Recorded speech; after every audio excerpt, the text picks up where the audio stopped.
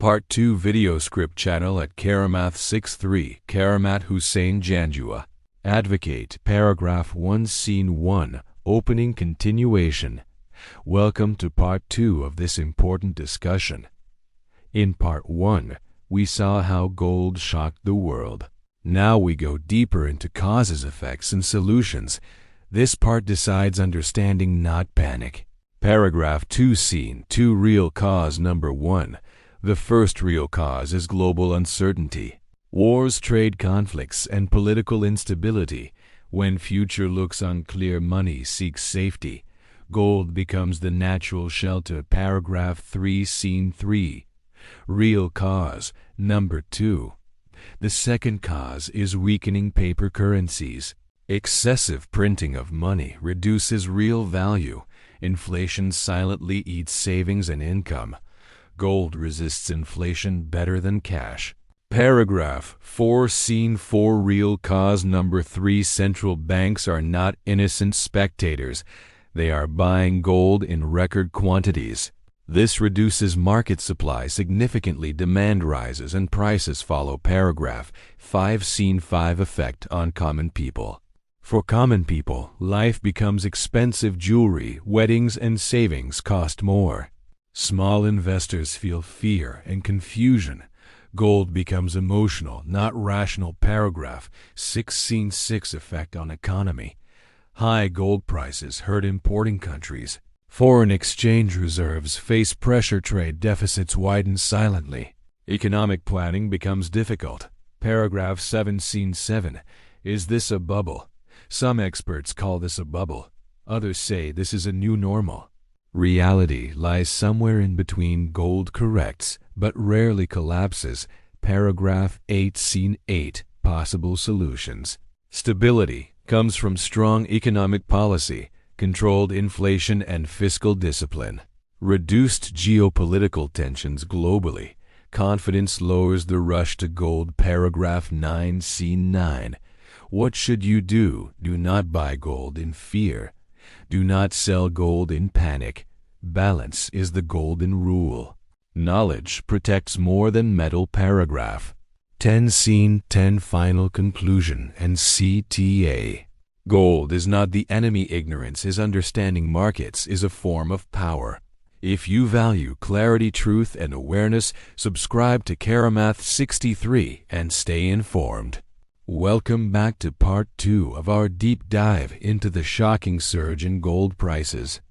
In Part 1, we laid the groundwork, exploring how the yellow metal has sent ripples across the globe.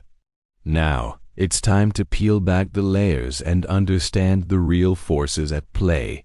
This isn't just about numbers on a screen. It's about connecting the dots between global events and your financial reality. Our goal here is not to create panic, but to build understanding. So, if you're ready to move beyond the headlines and get to the heart of the matter, you're in the right place. Let's get started. So, what's the first major driver behind this gold rush?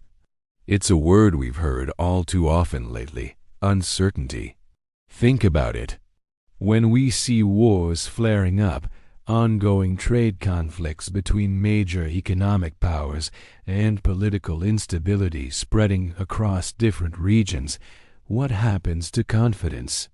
It plummets.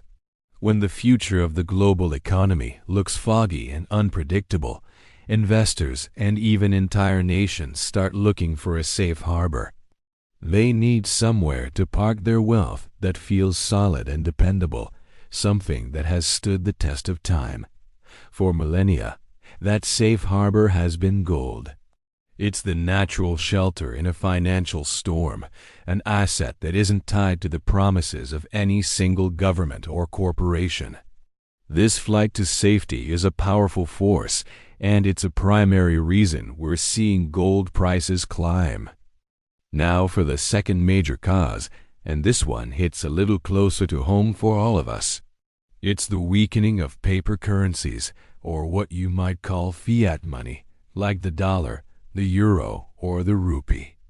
Many governments around the world have been printing money at unprecedented rates, especially in recent years, to stimulate their economies or fund spending. While that might sound good in the short term, it has a long-term consequence: inflation. Each new dollar or euro printed slightly dilutes the value of all the others in circulation. This is the silent thief that eats away at the purchasing power of your savings and your income. Gold, on the other hand, can't be printed out of thin air. Its supply is finite. This inherent scarcity makes it a powerful hedge against inflation, a way to preserve wealth when the value of cash is eroding. People aren't just buying gold. They're selling their paper currency for something more tangible and historically reliable. Let's talk about the third major player in this story, and they are far from being innocent spectators. I'm talking about central banks. These are the powerful institutions that manage a country's currency and monetary policy. For years, many central banks were sellers of gold. But recently, that trend has dramatically reversed. Central banks around the world, particularly in emerging economies, are now buying gold in record quantities, adding tons of it to their official reserves. Why are they doing this? They're looking to diversify away from the US dollar, hedge against geopolitical risks, and shore up their own financial stability. When these massive institutions enter the market with such huge buy orders, it has a profound effect. They are effectively removing a significant amount of gold from the available market supply. Basic economics tells us what happens next. When demand is rising and supply is shrinking, prices have nowhere to go but up. So, what does all this mean for the common person, for you and me? The impact is real and multifaceted. First, the most obvious effect is that everything related to gold becomes more expensive. Buying jewelry for a wedding, a traditional gift, or a personal milestone now costs significantly more. Families planning for these important life events are feeling the strain on their budgets. For those who view gold as a form of savings, a nest egg for the future, the high prices can create a dilemma. It feels good if you already own it, but it seems impossibly expensive to start saving in gold now. This volatility creates a sense of fear and confusion. Instead of making rational, calculated decisions, many small investors start reacting emotionally. They might feel the fear of missing out and rush to buy at the peak, or panic and sell at the wrong time. Gold's role shifts from a stable investment to a source of financial anxiety. The effects don't stop at the individual level. They ripple out into the broader economy, especially for countries that are net importers of gold. Nations like India, for example, have a huge cultural and investment demand for gold, but they don't produce much of it themselves. This means they have to buy it from other countries, paying for it with their foreign exchange reserves, which are typically held in currencies like the US dollar. When gold prices skyrocket, the import bill for these countries balloons. This puts immense pressure on their foreign exchange reserves, which are crucial for paying for other essential imports like oil and machinery. A widening trade deficit can silently creep in, weakening the national currency and making economic planning a nightmare for policymakers. What starts as a price surge in a single commodity can quickly morph into a national economic challenge, impacting everything from interest rates to government budgets. With prices this high, the big question on everyone's mind is this a bubble? Are we witnessing a speculative frenzy that's bound to pop, leaving latecomers with huge losses? It's a valid concern.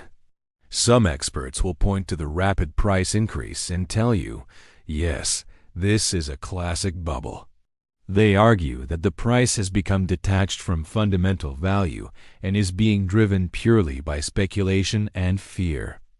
On the other side of the argument, You have experts who claim this isn't a bubble at all, but a new normal. They believe the fundamental conditions we've discussed, global uncertainty, currency debasement, and central bank buying, have permanently shifted the baseline for gold's value. The truth, as it often does, probably lies somewhere in between. Gold markets are known for their cycles. They can get overextended and are certainly prone to corrections where prices pull back. However, unlike a tech stock with no earnings, gold has been a store of value for thousands of years. It corrects, but it rarely collapses completely. Understanding this history is key to navigating the current environment without panic. Given these challenges, what are the possible solutions? How can we get back to a more stable and predictable environment? The ultimate solution isn't about manipulating the gold price itself, but about fixing the underlying problems that are driving people to gold in the first place. This starts with sound and strong economic policy at the national level. Governments need to practice fiscal discipline and control inflation. When people have confidence that the money in their bank account will hold its value, the frantic rush to gold subsides. On a global scale, the solution lies in reducing geopolitical tensions. Diplomacy, stable trade relations, and international cooperation build confidence. When the world feels like a safer, more predictable place, the need for a safe haven asset like gold diminishes. Ultimately, confidence is the antidote to a gold fever. The more trust we have in our institutions, our currencies, and our collective future, the less we'll feel the need to hoard a shiny yellow metal. So, with all this information, the most important question is, what should you do? This is not financial advice, but a principle for clear thinking. The single most important thing is to not act out of emotion. Do not rush to buy gold simply because you have a fear of missing out. Buying at the peak of a frenzy is a classic investor mistake. Similarly, if you already own gold, do not sell it in a panic just because you hear talk of a bubble or a potential correction. Hasty decisions are rarely good ones. The wisest approach is balance. Gold can be a part of a diversified investment portfolio, but it shouldn't be your only bet. The golden rule in this case is to seek knowledge before you seek profits. Understand your own financial situation, your risk tolerance, and your long-term goals. Remember, knowledge is an asset that protects you far more effectively than any physical metal ever could. In conclusion, let's be clear, gold itself is not the enemy here.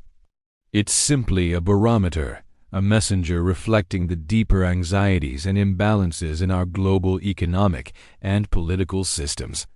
The real enemy is ignorance. It's making critical financial decisions based on headlines, hype, and fear, rather than on genuine understanding. Developing the ability to understand these complex market forces is a form of power. It allows you to protect yourself, provide for your family, and navigate a turbulent world with confidence instead of fear. If you value this kind of clarity, if you believe in seeking truth and awareness over sensationalism, then I invite you to join our community. Subscribe to our channel, Karamat 63, and let's continue this journey of learning and staying informed together. Thank you for watching. Welcome back to part 2 of our deep dive into the shocking surge in gold prices. In part 1, we saw the headlines that shook the world. Now we're moving beyond the initial shock to uncover the real reasons, the far-reaching effects, and what you can do about it. This isn't about creating panic. It's about gaining understanding, so let's get started.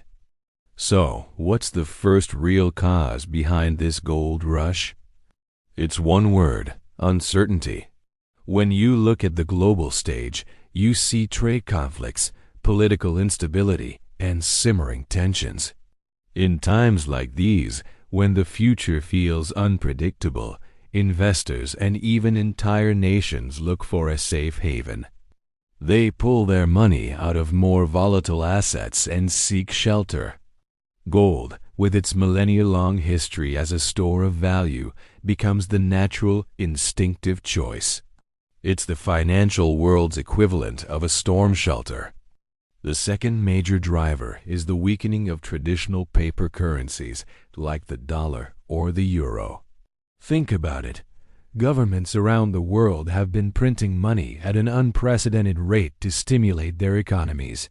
While well-intentioned, this flood of new money devalues the currency already in circulation. This is what we call inflation, the silent thief that eats away at your savings and the real value of your income. Gold, on the other hand, can't be printed out of thin air. Its supply is finite. This inherent scarcity makes it a powerful shield against inflation, holding its value far better than cash in a bank account. Now, let's talk about some of the biggest players in this game: central banks. They are far from being passive observers. In fact, central banks globally have been on a historic gold buying spree, purchasing it in record quantities. Why? They're diversifying their own reserves, moving away from a total reliance on currencies like the US dollar. When these massive institutions start buying up tons of gold, it significantly reduces the amount available on the open market. Basic economics tells us what happens next.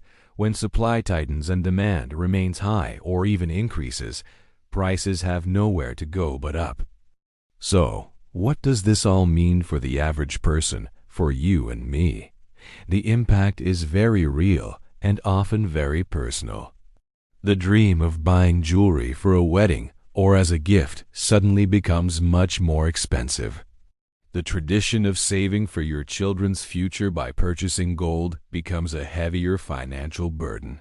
For small investors, the rapid price movements can cause a lot of fear and confusion.